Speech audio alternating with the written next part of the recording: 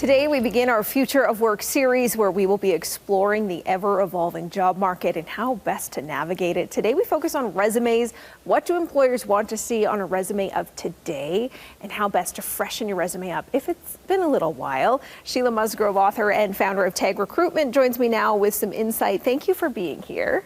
My pleasure. We really want to talk about updating our resume, what a resume looks like in 2024, because it looks different today than it does from yesteryear. It does indeed. It's interesting. Most employers are looking for resumes that stand out and look a little bit different, and they don't blend in to the last 47 resumes they've just read. You know, most job seekers make a big mistake with their resume. They're using very outdated, old school resume formats.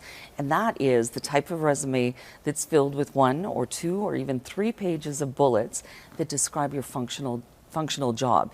Now, we actually don't read those bullets because we can tell what your job is or was by the title.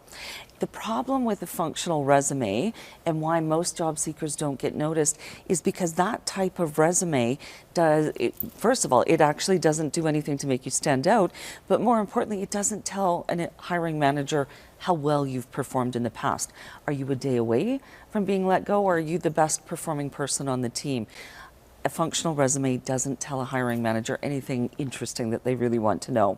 Fair enough. You say there's a 2-step process to look at if you're putting your resume together. Absolutely. So in my book, Hired, I wrote a game-changing 2-step resume formula that helps job seekers at all career levels to get noticed in their job search. And it's really easy. So step 1, in 1 to 3 sentences, simply answer the questions: what level did you report to by title? Briefly, not 5 bullets, but briefly, what is or was your job? What's your scope, meaning geographical territory?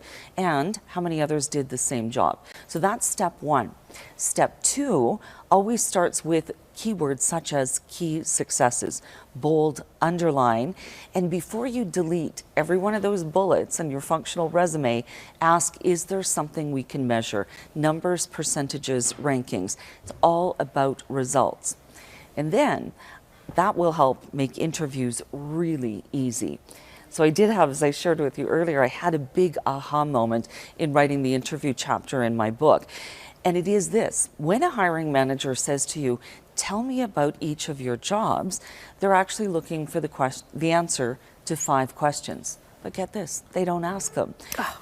Crazy. So the 5 questions actually are: what level did you report to by title? Briefly, what is or was your job?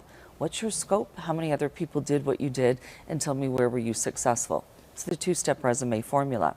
What do you do when you have, say you're at a job for 10 years and you didn't keep track of all of your successes? Because resumes, they talk about putting measurable things on your resumes. How do you do that if you're like, what do I do? Good question. So you do want to, as much as you can, really look at those bullets and say, what can we measure?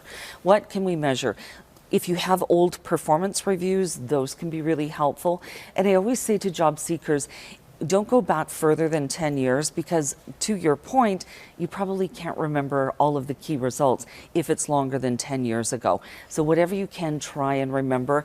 And even if you can't go back to the 10 years and remember those results, chances are you remember more accurately in the last 2 or 3 or 5 years. We only have time for one more question. Yeah. And we want to know, once you get the job interview, how do you stand out and how do you approach the salary question? Oh my goodness, how to stand out. The best thing you can do to stand out in an interview is to rehearse. Rehearse walking through your resume, because every single interview you will be asked to walk through. So when you rehearse out loud, you hear if any parts are sticky. That's where they just don't smooth, they're just not smooth. So rehearse out loud, walk into that interview confident, and you will own that interview. Now, salary question, that's a tough one. I always say there's 2 questions. Where are you at now from a compensation standpoint? Where do you want to be in your next position? And that gives the reasonable goalpost for that conversation.